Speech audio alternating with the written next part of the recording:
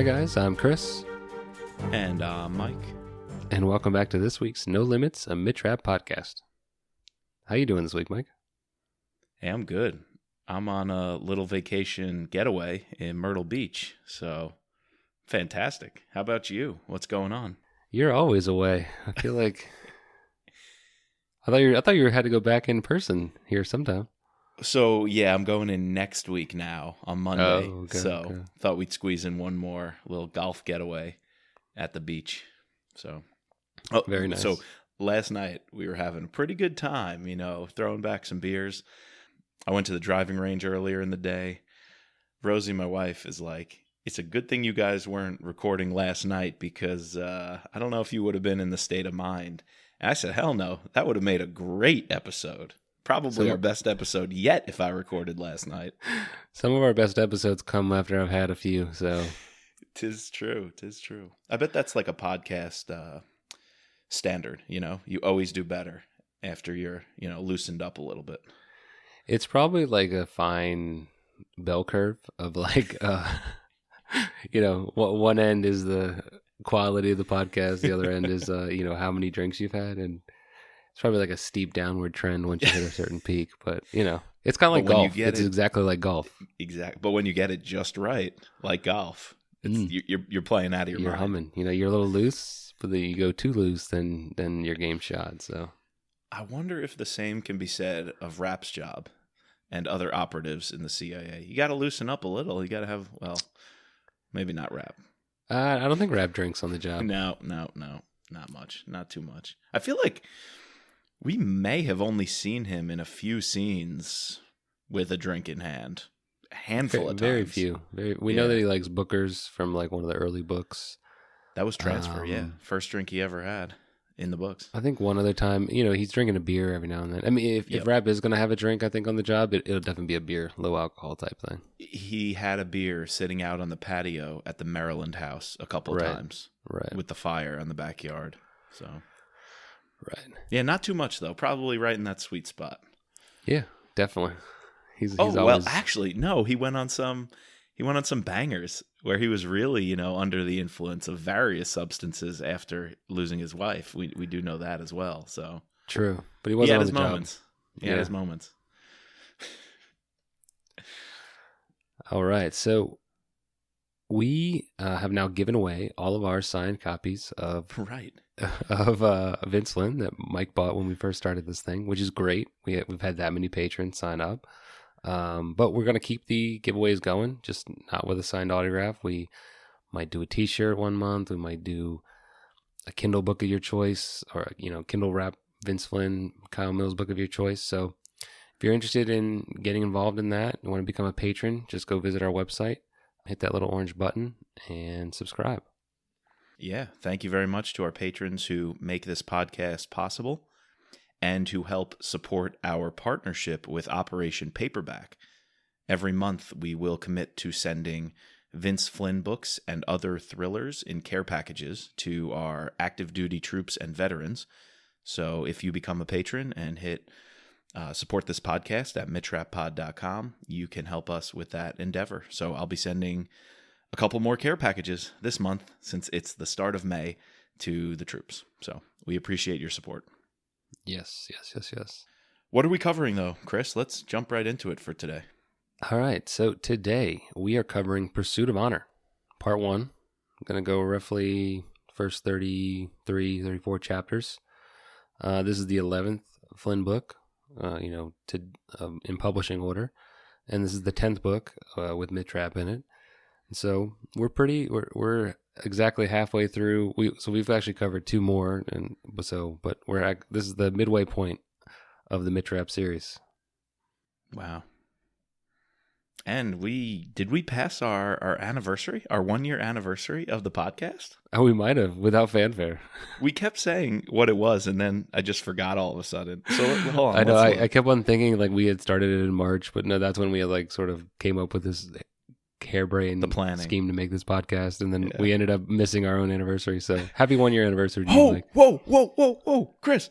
The day we're recording this, April 29th, 2020, 1 year ago today, was the exact date our first episode dropped. Happy 1 year anniversary, MitchRappPod. Wow, well, that was not even planned. Not even planned. Happy planned. anniversary.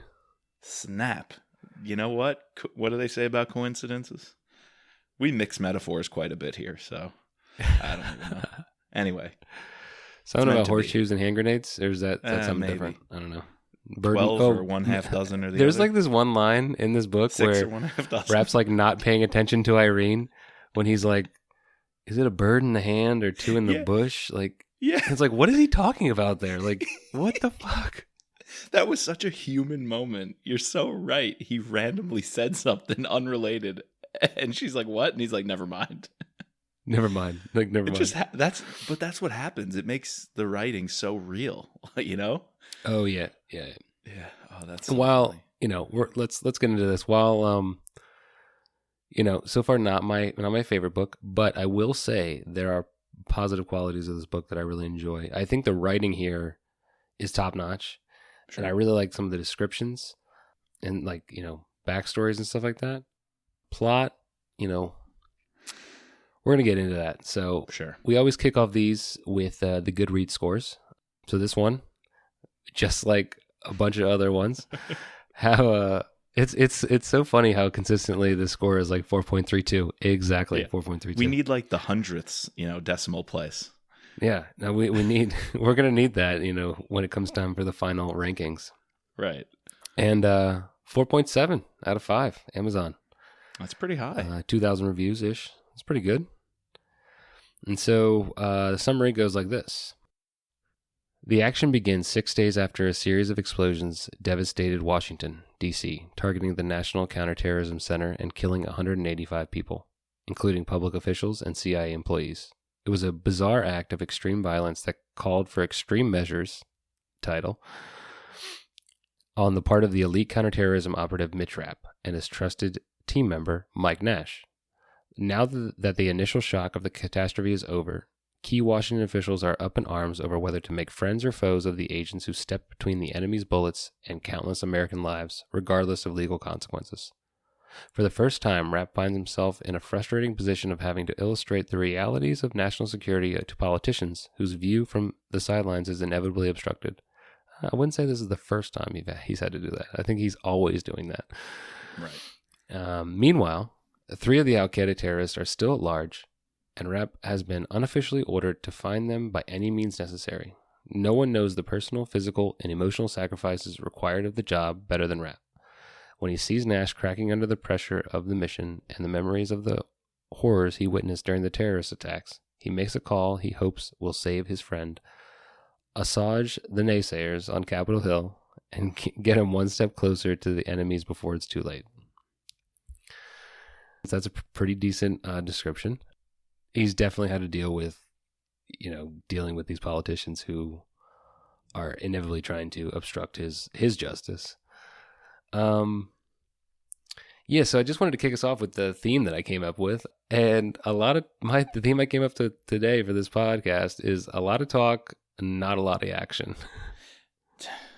You're spot on. And we know that does not fit Rapp's persona. And I think this book felt a little strange to me as the reader because even Rapp is so heavily involved in the talk. And it just doesn't work with who he is and what I want to see him doing. Although the opening scene drops us into a pretty awesome and classic, Rapp situation. And I love, it's not the opening line, but in the first chapter, quote, Rapp had traveled to New York City to decide the fate of a man. And so that's just like classic Vince. What the heck is going on? Which man is this? There were a lot of loose ends at the end of Extreme Measures. And like Rapp's smoking a cigarette, like standing outside a car, like as if he were the driver, so no one would think anything of it. And he's like, if you're doing surveillance, standing on a street corner, looking kind of shady, as long as you have a cigarette in your hand, no one's going to think twice about it. Exactly. Just a smoking break for a cabbie, or someone who works, in one of these buildings. And so it's just his spycraft is perfect. And meanwhile, his team is listening in on a conversation across the street.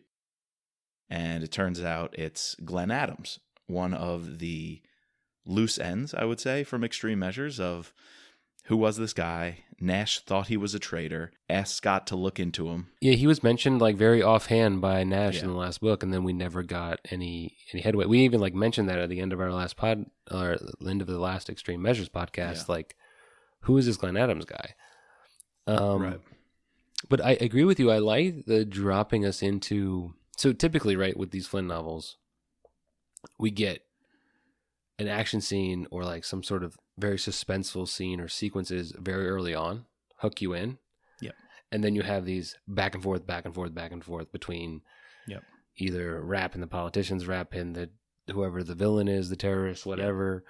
And then this all culminates in the very end with a very large action scene, a chase. Right. You know, thinking of like the helicopter scene in Memorial Day, Day, you know, the Lethal bombing Agent. of the White House, The you know, chase or on the Lethal Agent, highway. the chase scene, Yep. right?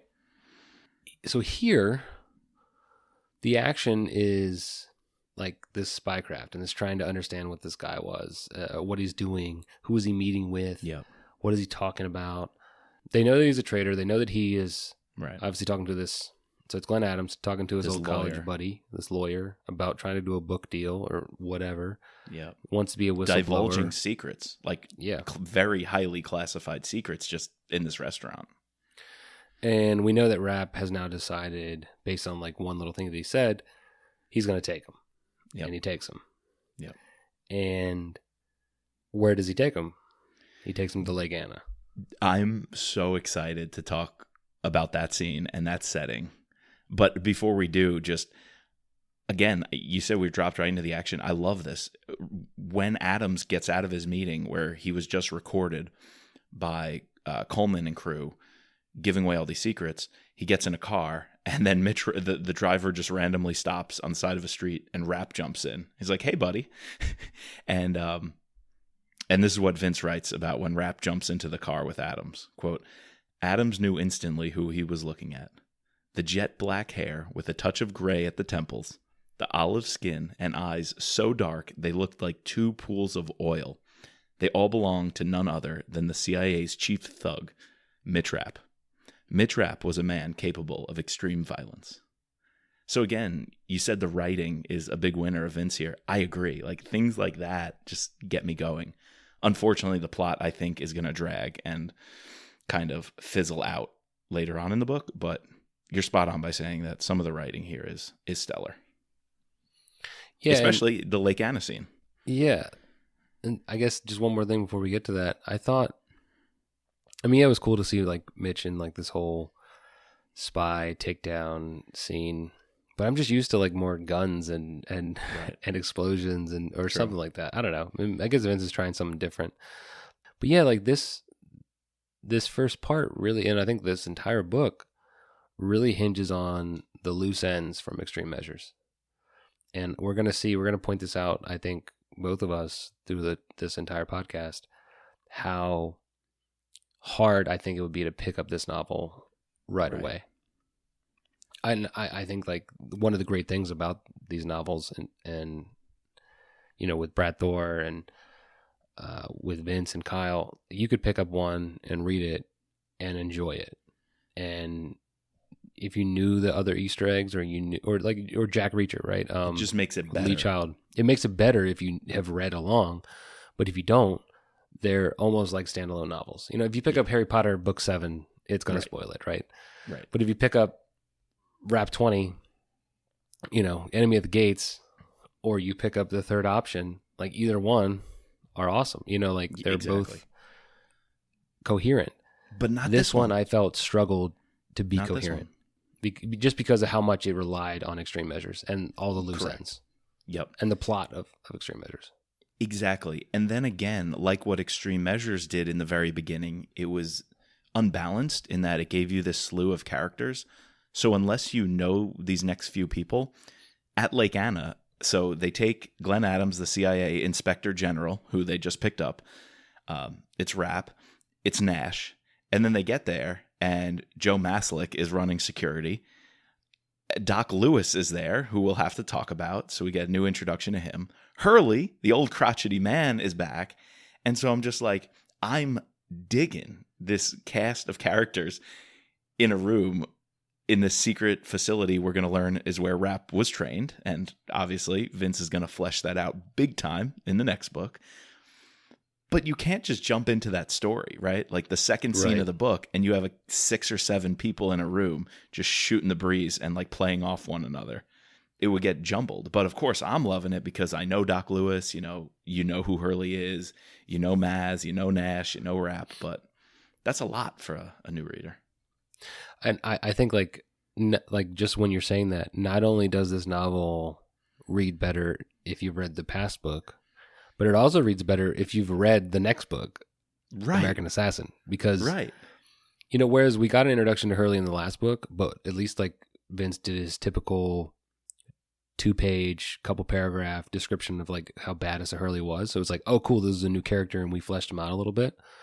Whereas like here, we're boom, maybe we get a sentence about him back in the day, about how he trained him specifically at this farm, right?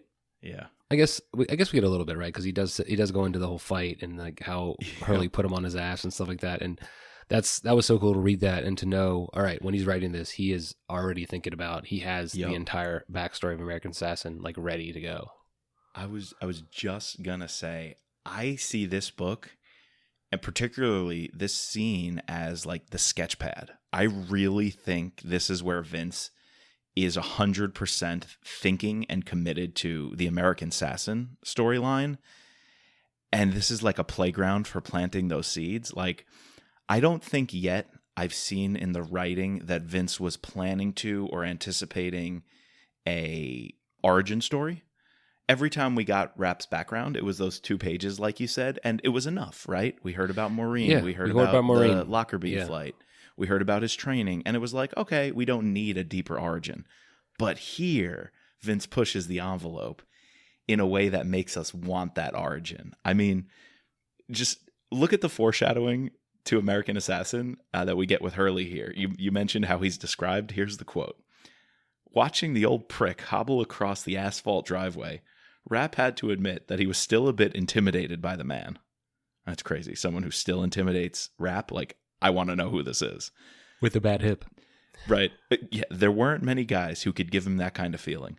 Rapp remembered showing up for training as if it were yesterday. He was in his early 20s, and he thought the best shape of his life after finishing a near-perfect season captaining the Orangemen lacrosse team. There was nothing as humbling as getting your ass kicked by a chain-smoking, bourbon-drinking, 60-something-year-old man who is all cock and bones. I'm like, fuck yeah, I want that scene. And boy, does it pay off when we get it.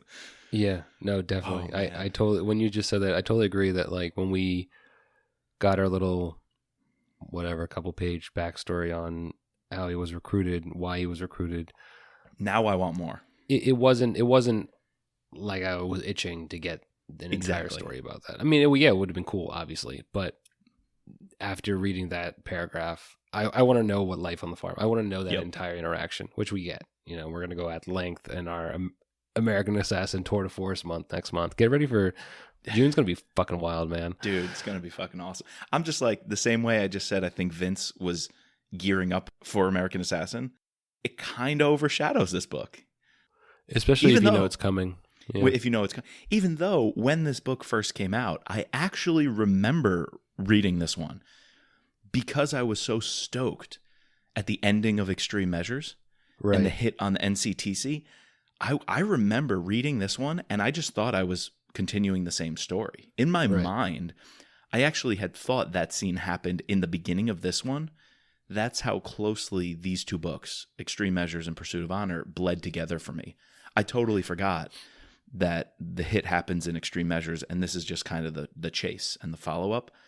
It triggered my mind as one big story arc, which if you think of it that way, I think I like this book better if I think of it as the part 2 of Extreme Measures and not its own I was novel. just going to say that. I was like, if you think about it in terms of how it came out and how readers would have read this, they would have been sitting on their edge of their seat waiting for Mitch to do something. Right. And they wouldn't have been let down, or like, I shouldn't say let down, but let down like I was upon reread. Same.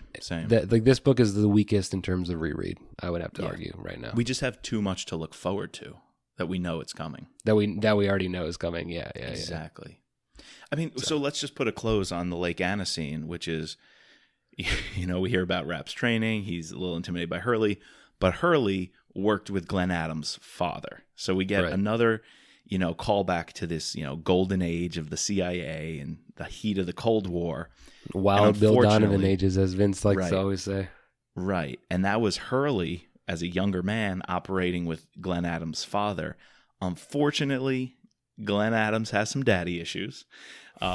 He didn't like how the CIA, took his father away from him during childhood, or he was tougher on him and kind of just expected him to inherit the family business. And Glenn Adams rebelled against that and instead used his intellect, or, he's very pompous, but the intellect he thinks he has that's superior, to become a lawyer and eventually maneuver in a political way to get a job.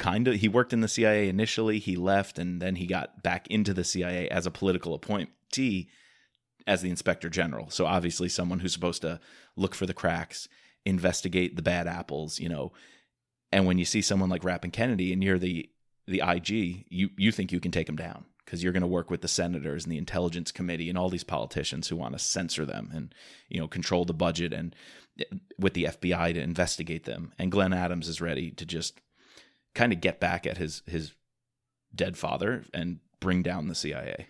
So, yeah. I think it takes an interesting person or a certain kind of person to be, to like be a cop and work in internal affairs, or to be in any military of these government watchdogs, military police. Exactly. I would love to like talk to someone who worked in, like the CIA office of security, like in running counterintelligence against their own division, right? Like, or someone in the FBI, like internal affairs, and just, really pick their brain. You're watching your own, and I understand it's a necessary thing. You have to have those kind of people, or else inherently there's going to be things that are going to happen. Right. But I don't like this Glenn Adams character, and he definitely deserves what he had coming to him.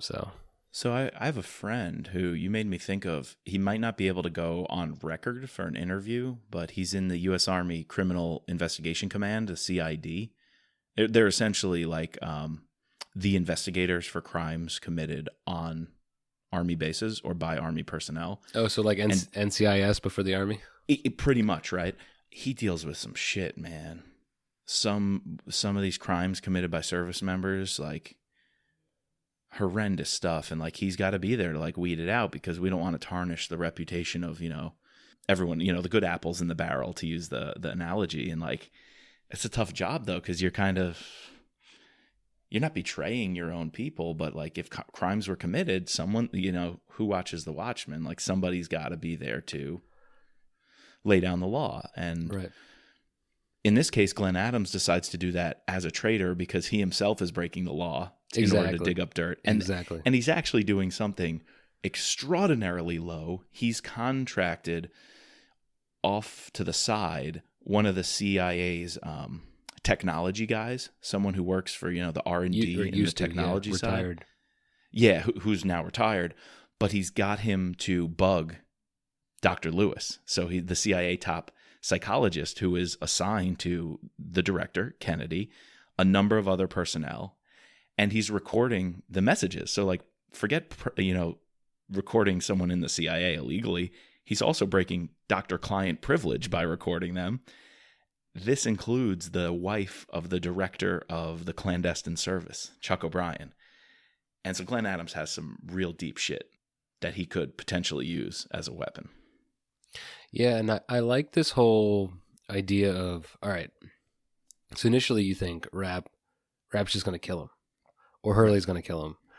And then Rapp at the last minute like puts his hand in front of it. Do you think that was an act, or Rapp actually wanted to stop Hurley from killing him? Because Lewis says that was a really, you couldn't have played that off better than you did. So was that the intention, or did Rapp actually step in and save his life? I think that was one of those moments when something happens so quickly and you couldn't even fake it if you tried, kind of thing. I got the sense through Vince's writing that Hurley was seriously going to kill the dude. Right. That's what I thought too. He was within his rights to do it when he heard about these tapes being recorded. But they didn't know about that yet. They didn't know about the tapes yet. That's true. They didn't know about that, but they just knew that he was a a traitor. He was squealing on them. Yeah. Yeah.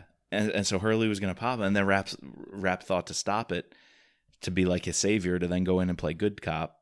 So yeah, I don't know. I think he was going to kill him. I think Rapp saved his life for the time being.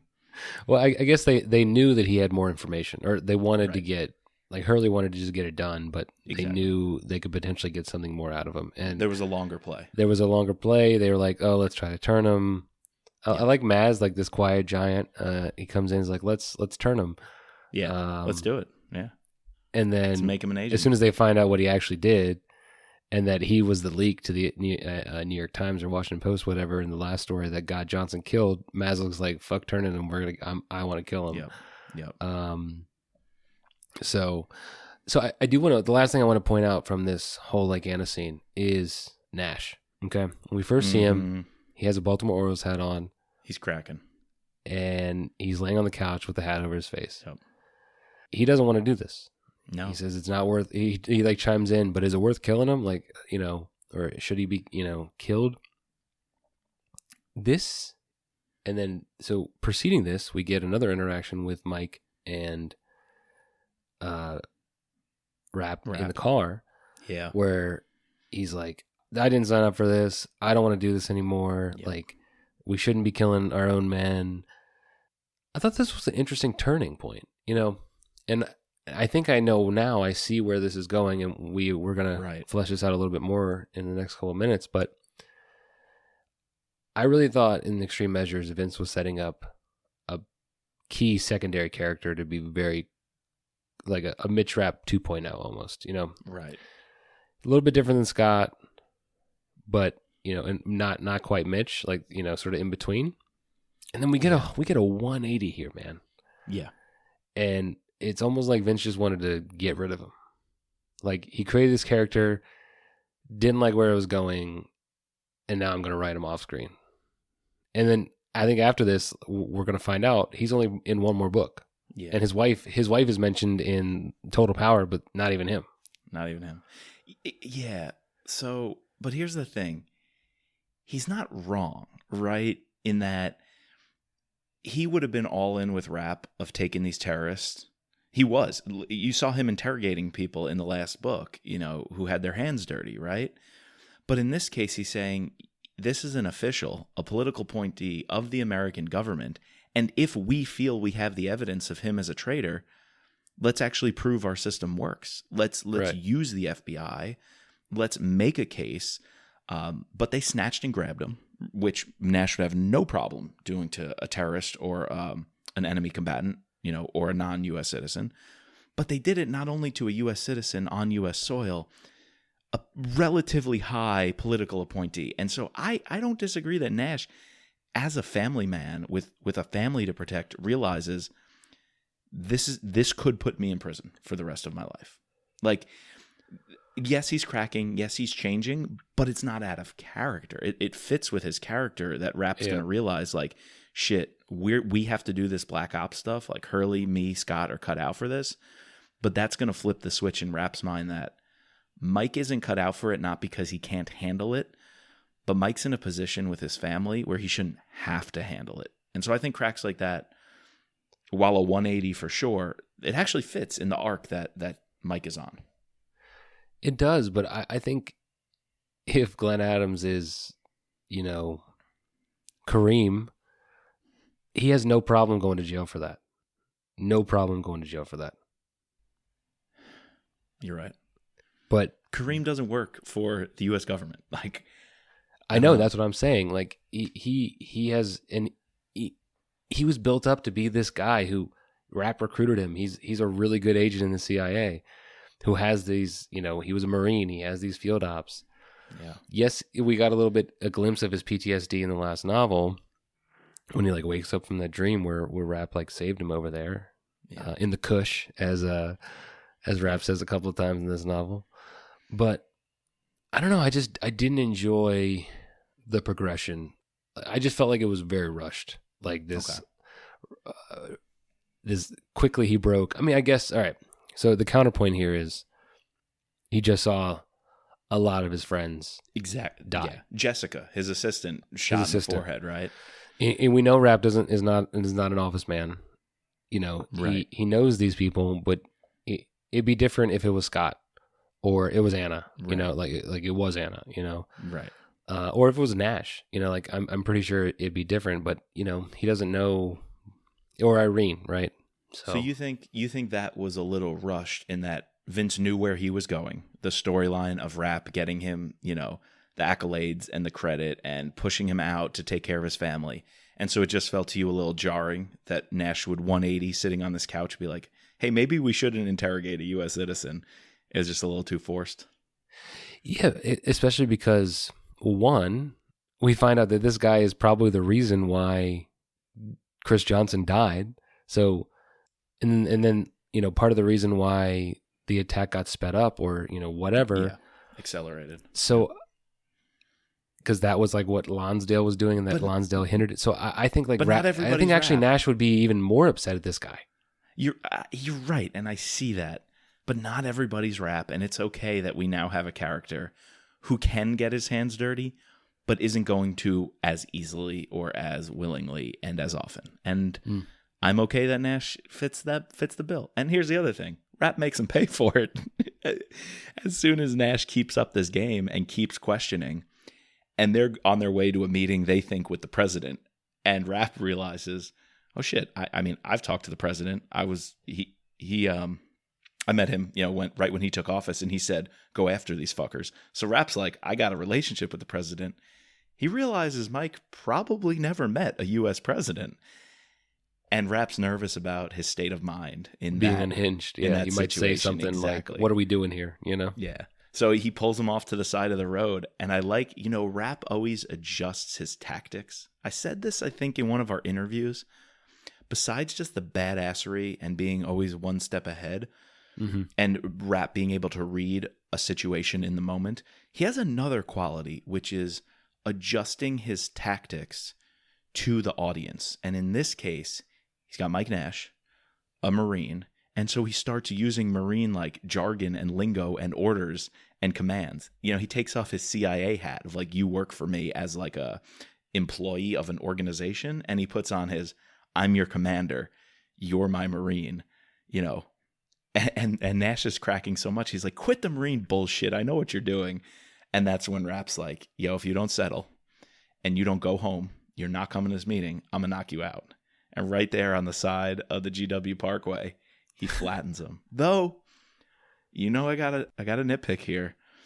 Did you notice that he pulled over to the shoulder on the GW Parkway? Here's the problem. There is no shoulder. That's a very narrow 2-lane highway with usually brick retaining walls or woods right up against. There's no shoulder. Maybe he pulled over one. They do have like scenic overlooks. Maybe he was in one of the scenic overlooks. The only reason I thought of that was if there's ever an accident or a cop pulls somebody over on that highway, the traffic sucks because it's down to one lane.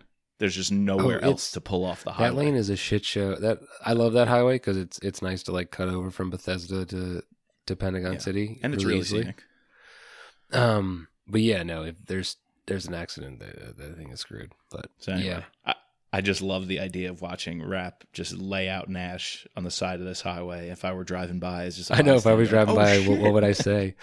Because it looked like it sounded the way that it was described. Not sounded. Well, I was listening to it on audiobook, but the way that George Goodell was reading it, it sounded like Usman knocking out Masvidal or something like that. You know, like this badass UFC takedown. So yep. And I love whenever those things are happening. There's always like this little line or phrase like, Nash knew he couldn't, you know, compete with Rapp, or he was just slightly below his level. Like Nash would keep coming, even though he knows. And even when if Scott goes and Rapp ever go at it, it's always this little note of like everyone who comes up against him willingly knows they're a step lower and they're gonna lose the battle, but they try. Got to have the fight in you. Unless you're Louis Gould, then you think you're better than Rapp. Right. You think you can one-up him. Well, how'd that turn out, Louis? We'll find out. We will find out. The last man is a-coming. All right. Is there anything else we wanted to talk about from Lake Anacin, or do you want to move on? Well, no, I think let's get to the terrorists because we liked them in the last book. It was a winner, I think, of how Kareem was training, and definitely one of the more compelling. Like you got more of a backstory. You understand his motives. He's a very detailed military. He's a good leader. You also have this other character in his best friend who Hakeem. I don't know. Hakeem. Do you want to say that we like him as a reader because he has these like remorseful like things? I mean, he's still like fucking helping people die, but like he shows like some heart, and we see that even more in this book, right? I actually am going to go a step further. Forget liking him or not, right? He's a fucking terrorist. But I will say this.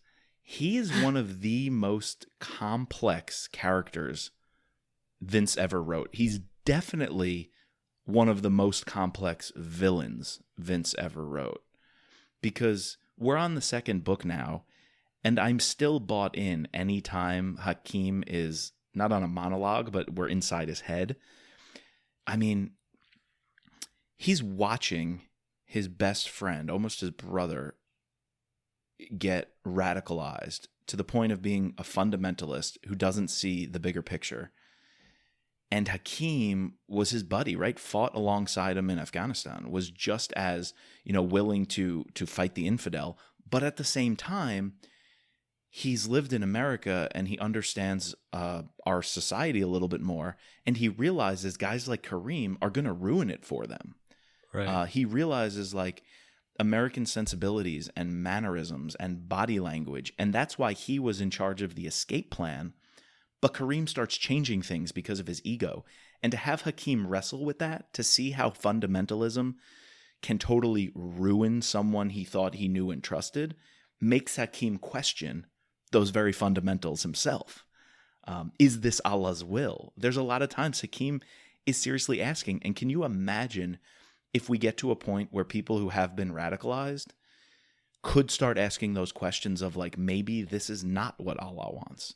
Maybe because it's happening this way and things are going wrong, maybe we do have to step back and reform.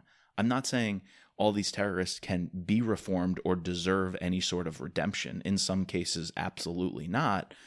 But I think Vince is willing to say Hakeem might be on a path that could lead to some sort of eternal redemption.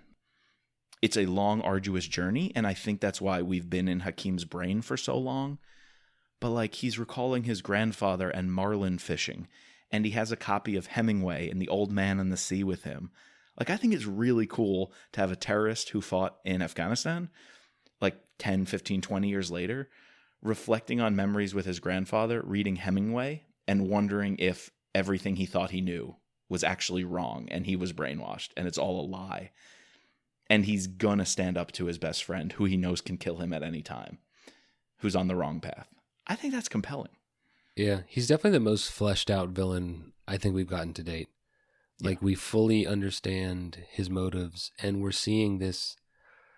I don't want to call it a redemption arc because I don't ultimately he achieves redemption, but no, like I was really intrigued by the scene where he goes to pray, and he says he starts like talking to Allah, to God, and he says it's not like he's not really praying. He's asking him questions. He's more having a conversation with him. Like, is he doing the right thing? And I totally agree with you that Vince is, through this character, is trying to project something, maybe wishful thinking, maybe this is the way to eradicate, not by overtaking them, but like really instilling in people that this is not, doing what they do, what Kareem ultimately performed in the last book. That's not the way to go about doing your actions, right? Right.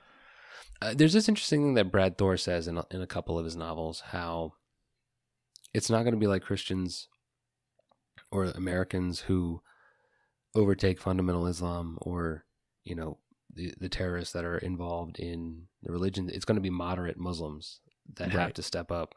Right. And, and I don't want to get too far into like the politics or the religion of Islam, but a lot of the Quran is very very peaceful. And like when you read it, like I took a religion class, that comparative religion class in college, and I guess like a lot of different religions, you can do the same thing with any fundamentalist group. With any fundamentalists, they're going to pick quotes. Like people can pick quotes from the Bible that are going to suit their needs.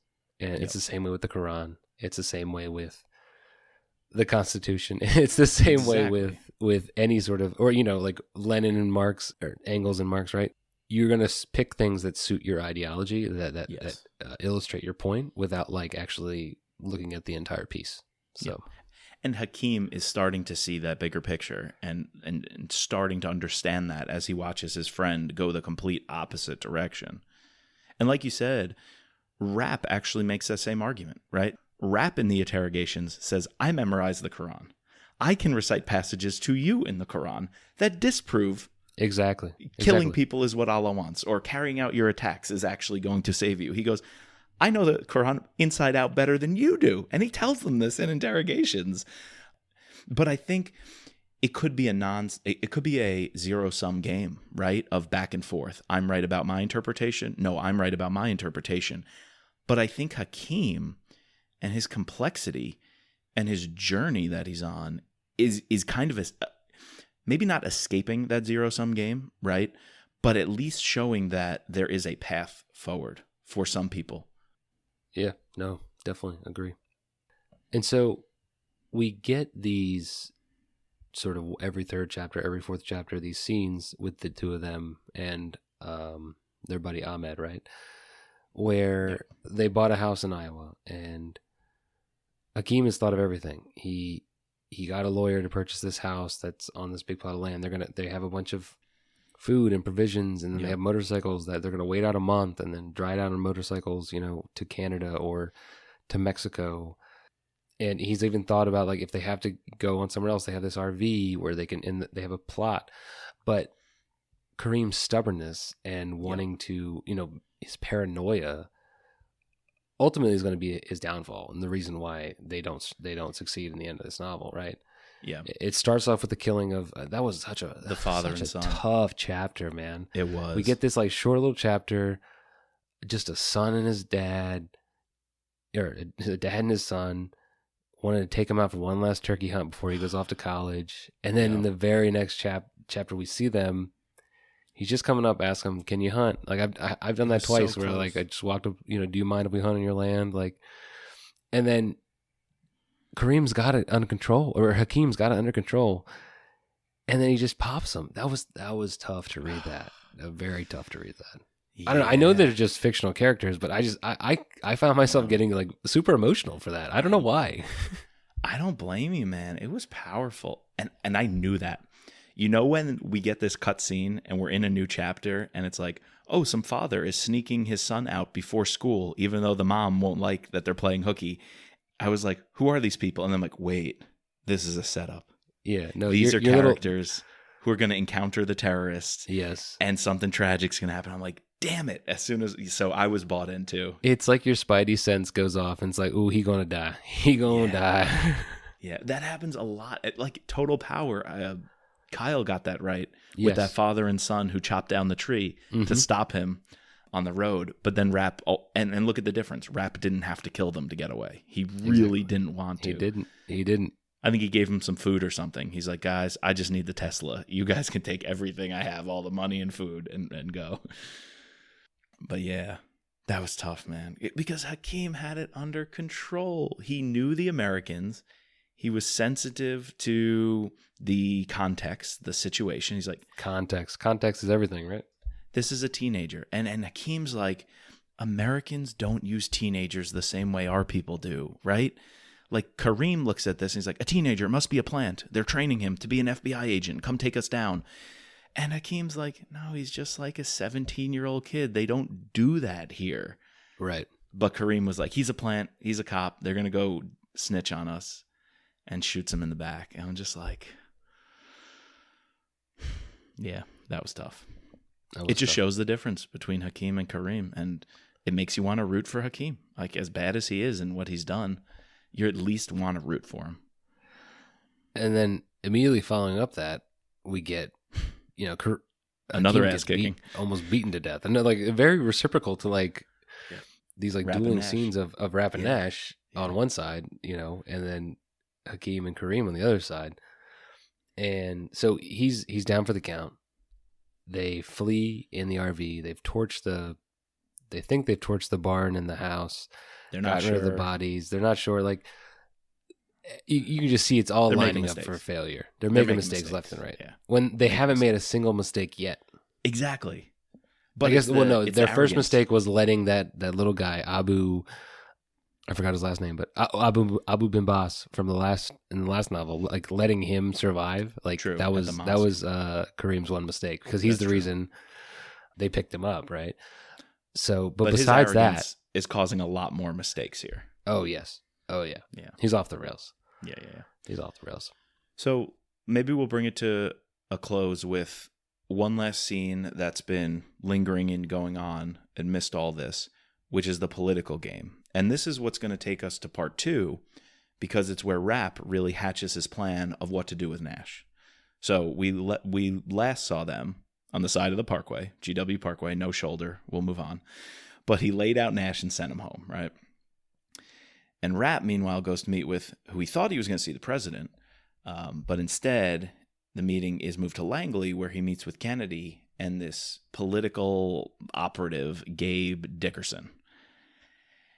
And Dickerson has an interesting proposal of why the president doesn't want to get his, feet wet and his hands dirty with the CIA. He needs some level of plausible deniability.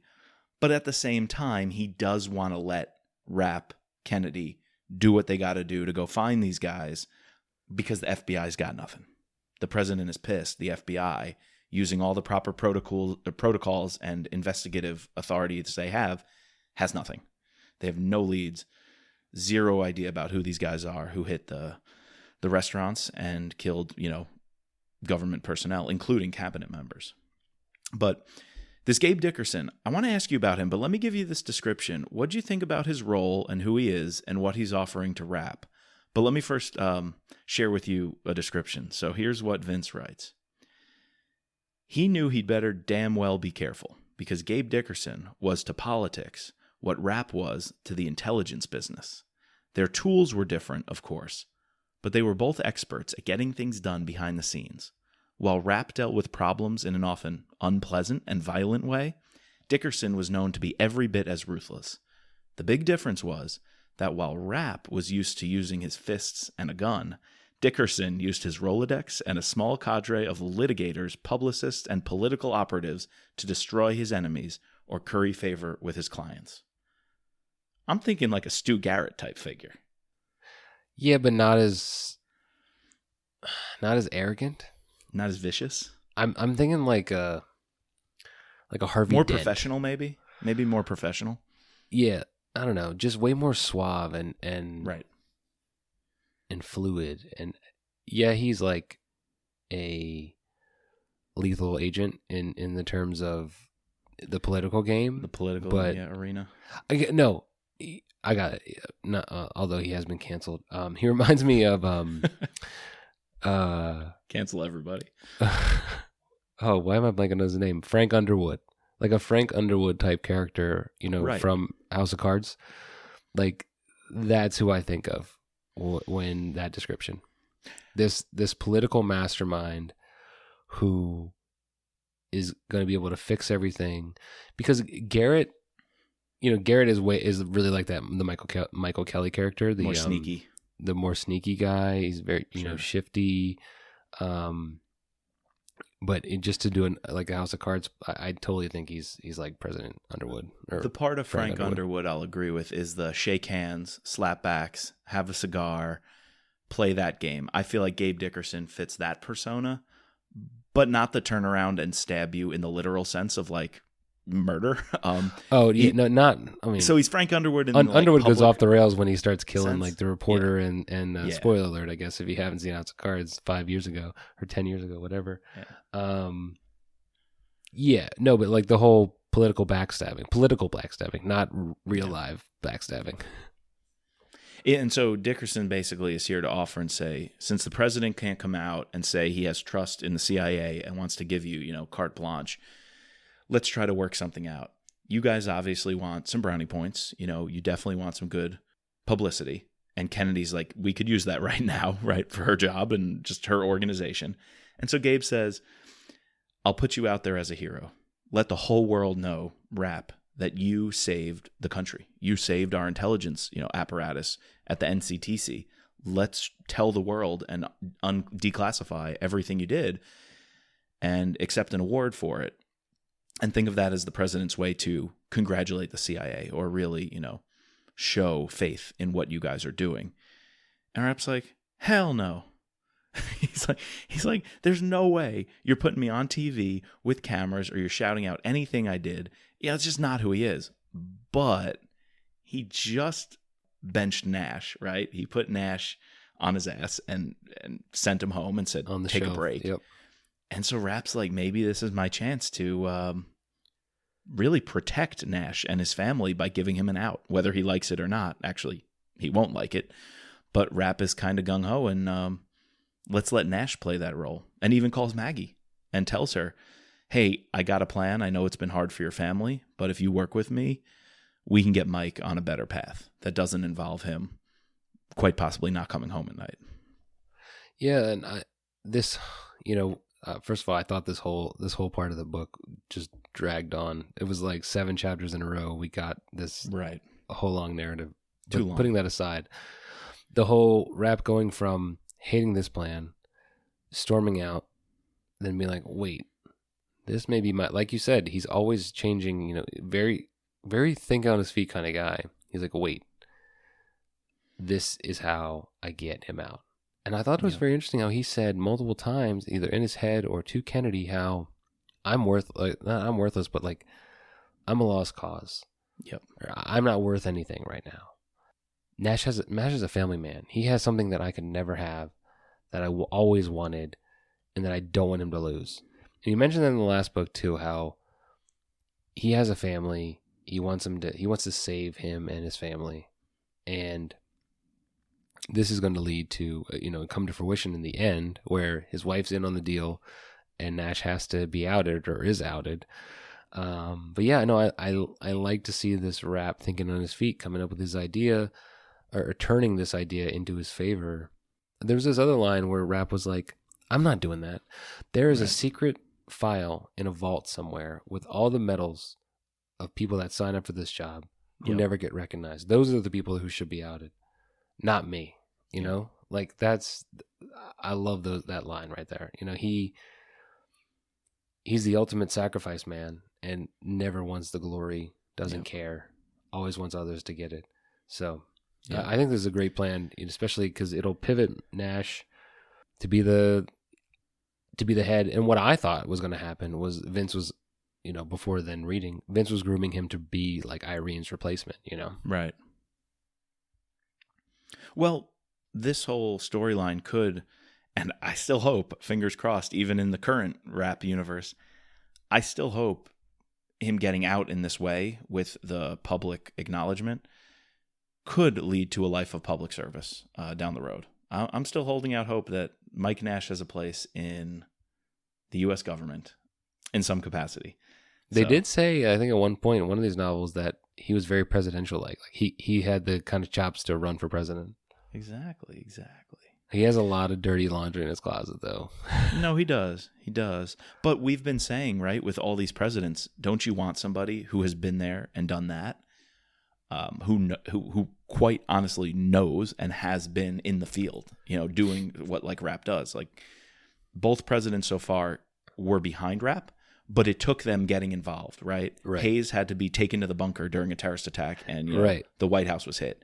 Alexander had to have his wife, Alexander had killed. His wife blown up. Exactly. So I feel like we want a president who is in, and Nash is already in. It's not going to take a catastrophe if he were to be, sitting in the chair. It wouldn't take a catastrophe to convince him to, let loose Kennedy and Rapp and the CIA. But with the new president, it sounds like Kyle's giving us, there's going to be a lot else going on with Rapp 20, Enemy at the Gates. I'm super intrigued for this novel. So, dude, can't wait. I was just going to say, can we wrap this up with appreciating some of the work that Vince has done to get at what Rapp and Nash are going through and their differences? If you can give me one more quote to read, it's a long one I put together. When Rapp is thinking of how he and Nash are different and why he really wants this for Mike. So Rapp's talking to Kennedy and says, I think he's afraid he's going to become me. He has a family to go home to at night, and he has to somehow shut down this portion of his brain that deals with all this crap. He has to be a father, a husband, when he knows damn well the world is a scary place. At some point, it creeps into your head that you might not make it home. I'd leave this shit in a heartbeat if I could turn back the clock and have Anna back. When you don't have something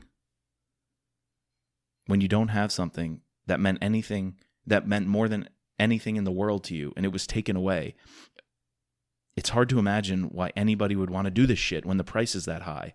I'm damaged goods. He still has a shot at a semi-normal life. And that's why he's going to be the face of this thing, not me. And I paused when reading that because Rapp is getting choken up here, really going deep in how he wants to essentially save Nash and save the family that he could have had that Nash still does have. So I like where we're headed with this, and I think that's a good way to set up part 2 of watching the storyline play out and where eventually Rapp's plan is going to go, and it's going to work out. There is one more scene I want to just discuss, like sort of right after this, that I thought was interesting with you. It's a scene where Rapp has obviously put this plan into motion, and he takes this little plane trip to this little island, Santa Marina, is that what he says? Mm-hmm. In the Atlantic, where he meets with the head of the GGSC and like the counterintelligence head of MI6. What did you think of the scene? Like the Brits and the French. This had a James Bondy. It did. Type, or like the Tinker Tailor Soldier Spy. Like totally. You know, the head of the CIA and the head of the MI6 or MI5, whatever, coming together. I really enjoyed this scene, and like the little detail that Rapp puts into like the files and how like at Langley they have like different color codings and top secret or compartmentalized, whatever put on top, and how these guys are true spycraft people where this is some of the most important information that they have, which eventually they're going to like literally spill to Rapp all the information on the events of the last book, as well as they know who these terrorists are now. They've ID'd They them. give them a picture. They ID them, right? I think they ID'd Hakeem, but not Kareem yet. They have the name Kareem, and that like his nickname, like the Lion of Al Qaeda. They don't have a picture, right? And they're able to ID. They find the brother of Ahmed, who's also on the run, right? But like the fact that like this stuff is in a plain manila folder or like a crumpled up like old folder, you know, like no one would think to do that. And his description of like on these files, which I never understood these files, where they don't have a lock, they don't have a cipher, they have this little like turn thingy that goes around in the figure 8, a string, and Ben says it's not going to protect it, but what it does is gives you one last chance to think, one last cause for pause. Do I really want to read this? Because you can get he's like, you can get a lot of shit for reading a file that you're not supposed to be reading. Yeah, I love that description, and I just want to end this podcast here. Like when we're about to get into our winners and losers, the plot of this first half is kind of boring to me. Agreed. And I think that maybe it was boring to me because of the things we pointed out. It's heavily reliant on the last book, and the fact that we know the ending because this is a reread. It didn't live up to how I'm imagining it probably read on initial reading. But the little descriptions that Vince puts in are very well highlighted in this book. And his descriptions of Hurley, his descriptions of these little spycraft things. Yep. That's what really stood out to me in this novel. I can't agree more. That scene encapsulates it. It's those little details. And at one time, the head of the French intelligence organization shows Rapp the file and says, "Don't touch it. We don't want your fingerprints on it." Like all these little details are just fantastic. So the little details at Lake Anna of Hurley and foreshadowing Rapp's training. The pickup scene when they pick up Adams in New York City and they're spying on him and this conversation he's having with the lawyer when he's spilling the beans. I agree with you. The individual details and some scenes really nail it. But I've got to go with, like you said, our biggest loser is the pacing, the plot. We don't have much of a compelling action story at all. Was a gun fired in this entire half of the book? Yeah, to kill the one the shot terrorists. that like almost kills Glenn Adams and the terrorist firing on the father and the son. On the father and son. But yeah, besides that. Dude, another little detail. When Hurley fires and just misses Glenn Adams because Rapp pushes it out of the way, they can't hear.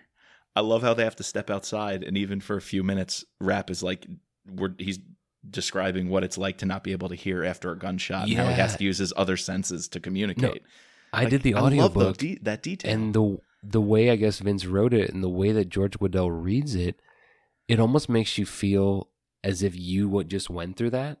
Like, does that make sense? It's like, yeah, no, it does. Like you're onomatopoeia or something. Yeah, like you're experiencing exactly what the characters are experiencing by the way of writing, the way that Waddell reads it to me. Like, I felt like a concussion bomb or a gunshot just went off. That was really interesting. Like, I'm glad you picked up on that and reminded me. Yeah. So, I mean, just final reactions. Love some of the writing. Love some of the details. I think I read a whole lot of quotes this time because either when I'm really liking a book, I will either highlight a whole lot of stuff because I'm like, this is awesome, or I'll highlight nothing because I am just freaking reading and I'm all in. This one I was highlighting a lot because it was all I had. I just had these like little quotes and descriptions, and I wasn't really enjoying the story that much. So that's why I had a lot of quotes, because I needed some good writing to, keep me powering through the story. And so we got that. The winner was some great individual scenes in detail. The loser, the plot's not gripping. It's not compelling. It reads as a denouement or part 2 of Extreme Measures, and doesn't work that much so far as its own novel. Well, here's to hoping that next pod the action picks up, which I think it does. So it'll be good. And I remember like the end scene, like it's kind of like a chase in Washington, in DC. So they do come back to DC. I think they're on the mall. On the mall. Yeah. I think like that's probably the coolest part of this novel, and we'll definitely dive into that. And we got it. We didn't mention him yet, but we do get a lot of Scott in this novel, and there's this particular scene in a nightclub next time. At the club, we'll exactly. Get into that. We'll dissect for Steph K the Scott's actions in this novel. We'll even get one more character. We get Mick Reavers, so a lot coming up in part 2. And here's the thing: even if we're not super high on part 2, guys, stick around for June. American Assassin is around the corner. It's just around the corner, guys. I am so hyped. So Caroline you got to get Rosie on it, because Caroline, I downloaded the audiobook for her. She's now commuting an hour and a half to work every day. So she's gonna blow through this audiobook, and we're gonna have her on the pod. I want to have Rosie on the pod, Wives pod. Yo, I just, before we left for South Carolina, I said hardcover or paperback. I got both. Which one do you want? We're taking it on the trip so you can get started reading. Nice. Nice. Cool. All right, so next time when you hear us, we are going to be breaking down part 2 of Pursuit of Honor. Look out for that. If you haven't finished it or you haven't reread it again, go ahead and check that out. Or just check out the last scene, because I'm pretty sure that's going to be most of our content next time. The best part of the book, yeah. Yeah. Again, we have to thank our patrons, including our special operator, Sherry F., our special agents, George, Matt, Dawn, Dennis, Peggy, Catherine, Ray, Bridget, Jeff, and Mark. Please, can't say this enough, subscribe, rate, review us using your favorite podcasting platform, especially Apple Podcasts. You can find us at MitchRappPod.com or using our Twitter or Instagram handle at MitchRappPod. And as always, just let Mitch be Mitch.